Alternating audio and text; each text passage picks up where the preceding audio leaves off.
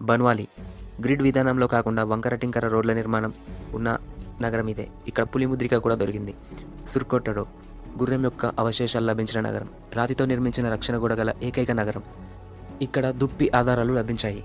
మొత్తానికి ఈ సింధు నాగరికత క్రీస్తుకు పూర్వం 1800 సంవత్సరాలు వచ్చేసరికి నెమ్మదిగా బలహీనపడటం మొదలైంది. క్రీస్తుకు పూర్వం 1700వ శతాబ్దానికల్లా అన్ని నగరాలు పాడుబడిపోయాయి. కానీ ఈ సింధులోయ ఉన్నట్టుండి మాయమైపోలేదు. దీని ప్రభావాలు తర్వాత వచ్చిన నాగరికతల్లో కూడా కనిపిస్తూనే ఉన్నాయి.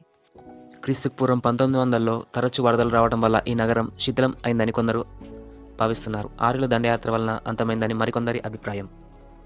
ఇంకా ఈ నాగరికత బలహీనపడడానికి గల కారణం వాతావరణ మార్పులు, సింధులోయ ప్రాంతం చల్లగాను తేమరహితంగాను మారడం, ఋతుపవనాలు బలహీనపడడం, మరియు మరొక కారణం గగ్గర్ హాక్రా నది లేక సరస్వతి నది భూమి అంతర్భాగ నిర్మాణం సర్దుబాటు కారణంగా అంతరించిపోవడం వల్ల అక్కడి ప్రాంతమంతా ఎడారిమయం అయినందువల్ల కాలక్రమేణా సింధు నాగరికత అంతరించిపోయిందని భావిస్తున్నారు.